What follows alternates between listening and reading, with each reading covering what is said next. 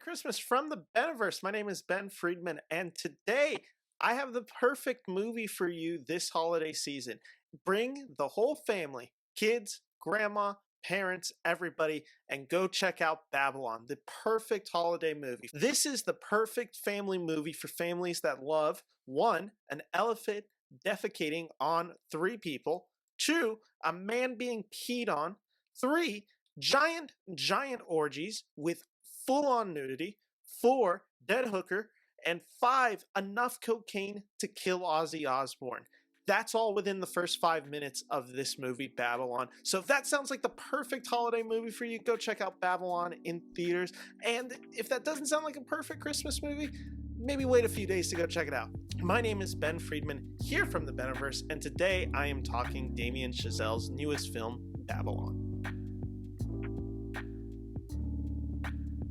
Hello, my name is Ben Friedman, here from the Beniverse. I hope you all are having a great Christmas, and today I wanted to jump on just real briefly to talk about a movie that just released in theaters. It has been the topic of much discussion. It's been a film that has been highly touted for award season. It is from a very critically acclaimed director named Damien Chazelle, who, if you're unfamiliar with Damien Chazelle, he is the director behind such films as Whiplash, La La Land, and First Man. This is his newest film that tackles the 1920s golden age of Hollywood as it is. And that is the film Babylon. Babylon follows the transitional period between silent film to talkies, and it follows the actors and people within Hollywood and how they transition slash don't actually make the transition. And this film stars Brad Pitt, Margot Robbie, and Diego Calva, and features a supporting cast that includes Jean Smart and Tobey Maguire. The reason you've heard some things about this movie, because if you've been following it all, this movie has been proven quite divisive, to say the least.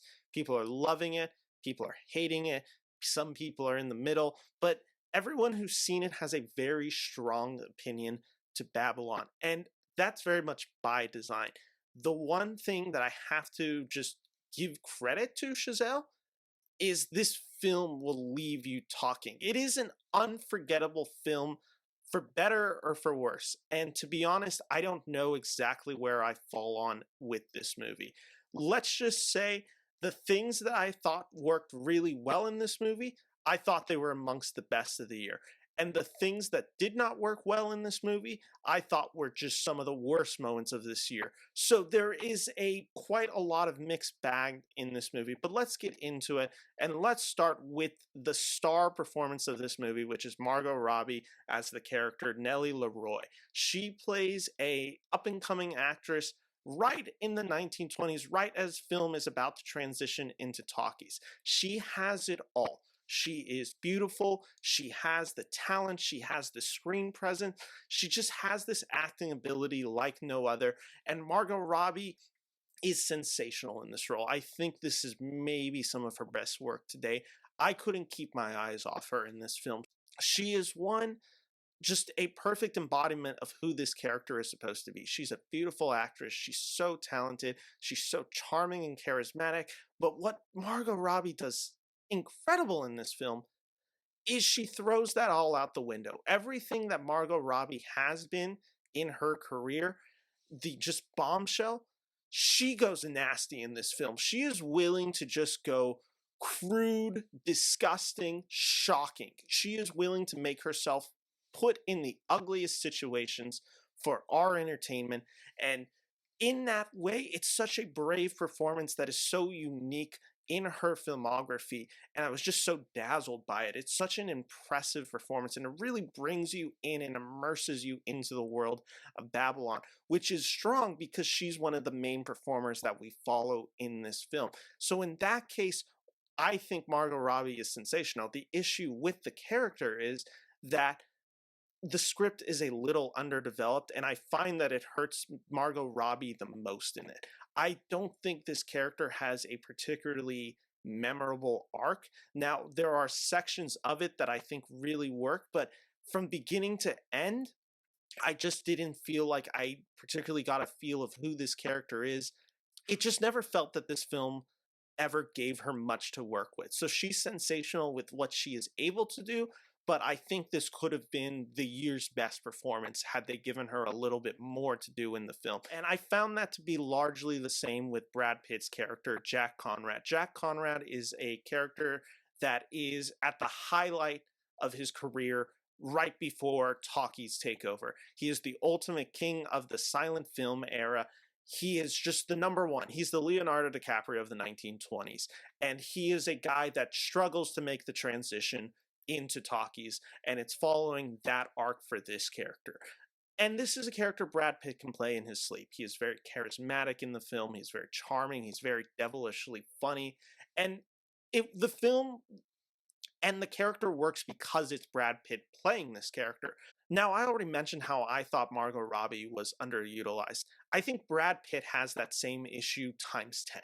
I think this character is almost downright forgotten halfway through the film, and it just feels like it cuts back to him in scenes so we can kind of catch up with what's going on, but they never giving a particularly satisfying arc, and it leaves the last few moments of his arc as we get into the third act even more confusing and just muddled. So again, it is the case in point performance of a performer who is so charismatic, talented, and this character is so clearly written to be kind of an embodiment of Brad Pitt in the 1920s, that the performance itself, I can't fault it that much, but I just didn't feel like Pitt got to do much. I thought it was a very standard Pitt performance.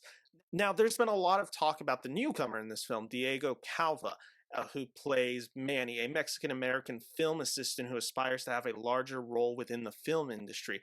And I think Diego Calva is quite serviceable in this film. His character has the most dimensions, his performance has the most layers, he is able to have the most dramatic, with the most funny, with the most shocking scenes. So we are following this film through his eyes. And in that case, I think Diego Calva is really able to pull off a strong leading man performance in this film. My only reservation that I give to the Diego Calva performance is his character is supposed to have a love affair with Margot Robbie's character, and I never particularly bought into the romance between Nellie and Manny. I thought it just never fully clicked for me, and there are scenes where they are really good together, but they spend so much of the film not together that I wanted to see more of this relationship develop, because it really becomes a crucial part in the third act. And by not really having it throughout the second act, just having it in brief moments, it never really made the third act payoff of this film work for me.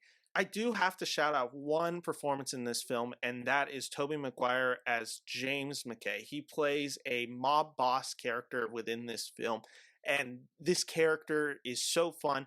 It's probably my favorite Tobey Maguire performance to date. This is such a weird, sadistic, odd sensibilities of Tobey Maguire all coming out.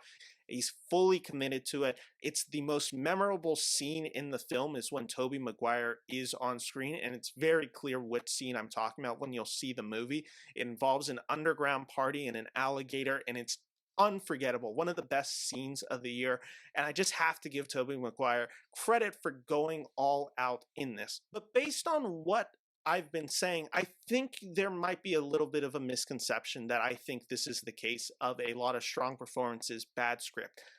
That is the idea for some sections of this movie. I think there are certainly elements of this movie that are underwritten.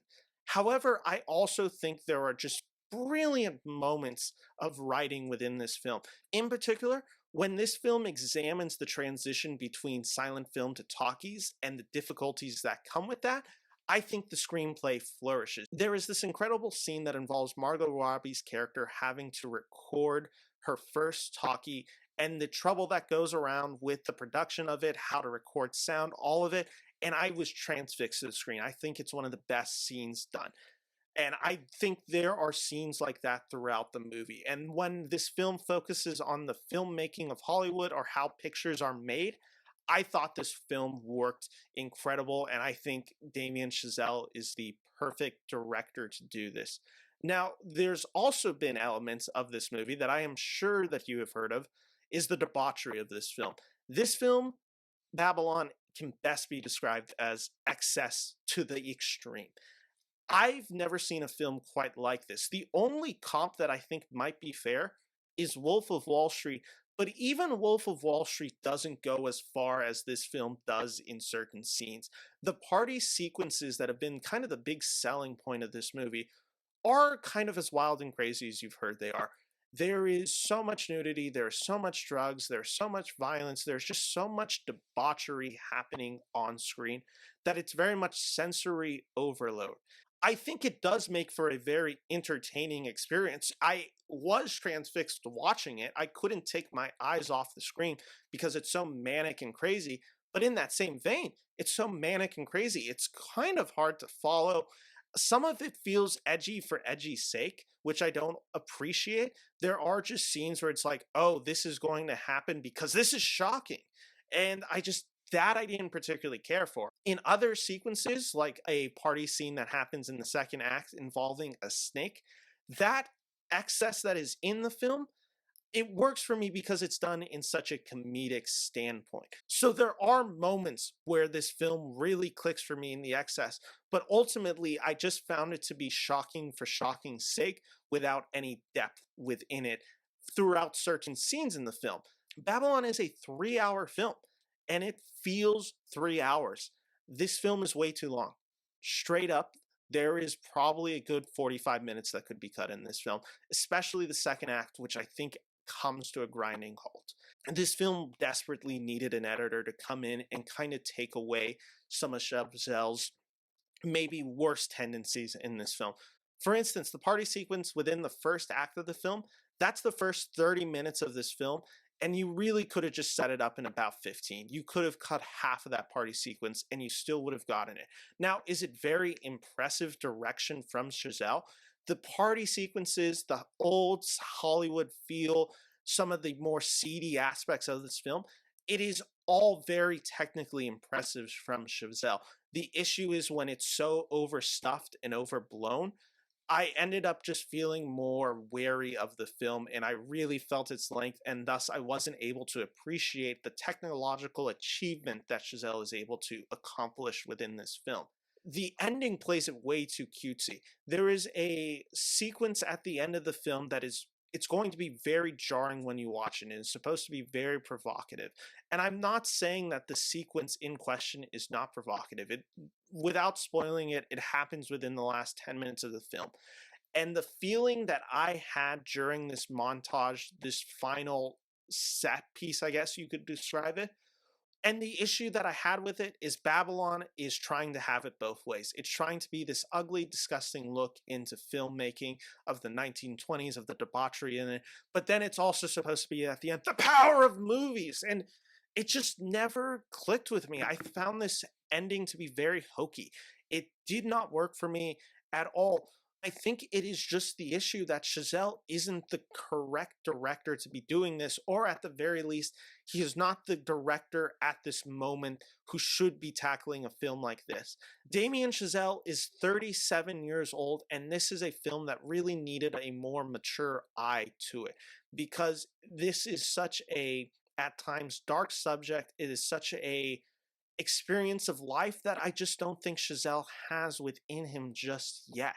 So it makes for scenes in this movie where you can have these crazy, disgusting party sequences and there's the abuse going on movie sets.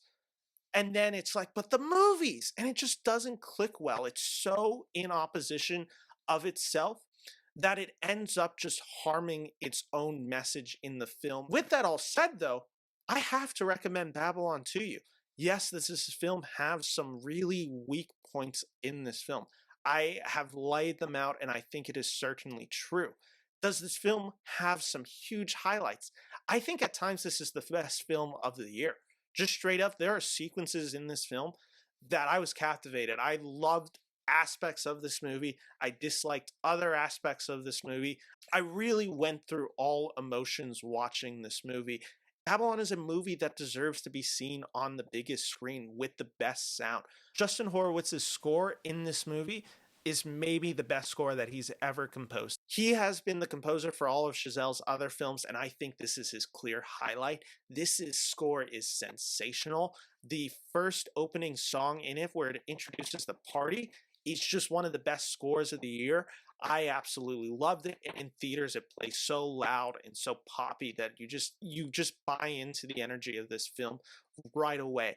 And when the film is at its weak points, where it goes a little slower, Horowitz's music can really pick up the energy and bring you back into that kinetic speed right back. And I think on the big screen, even the elements that I had issues with, like the party sequences, they are beautiful to look at in the big, they are beautiful to look at on the biggest screen, and I think are worthy of seeing it on the biggest screen. Just for Margot Robbie's performance alone, this film is worth seeing on the biggest screen and worth seeing in general. I do recommend Babylon. I'm going to see it again in a few days. I'm very curious to see if I like it more now knowing where it goes, or if the aspects that bother me really bother me upon rewatch. But the thing is, it's so ambitious, it's so bombastic, and it's so just wild and out there that I have to commend a filmmaker taking these risks and doing something so tonally opposite than what he is known for. During my screening of the film, there was 8 of us in the theater. 5 of them were older people, I would say 60 plus of age, who had clearly known Damien Chazelle as the director of La La Land. They knew it was a movie about movies set in the old 1920s Hollywood with stars like Brad Pitt and Margot Robbie. So they probably felt like this movie was going to be much more similar to a film like The Artist or Chazelle's other works. And within 20 minutes, within the party sequence within the film, 4 of them stood up. Within another 15 minutes, so before the first hour was even concluded, another group of people stood up. By the end of this film, there was only 3 of us in the theater watching it. And I think that speaks to the divisive nature. I think that speaks to who the audience of this film is going to be, and also why this film maybe is struggling at the box office, because this is certainly not a film for everybody. But there is going to be people who love this film, and I have to recommend that you check it out and give the film a chance and see if you are positive on the film or negative on it. I'm very curious to see where people fall on it. For me, I am giving Babylon 3 out of 4 stars. Thank you all for watching the Beniverse. And a quick aside, I just had my first video hit 20K views. Thank you all so much for the support. This has been a great year for the Beniverse. I really appreciate the support. If you like this video, make sure to like and subscribe to the Beniverse. We're going big next year. I have some exciting plans for it, and I thank you all from the bottom of my heart for the support that you have given me. I appreciate the heck out of it. Merry Christmas all. Happy holidays. Take care. Bye-bye.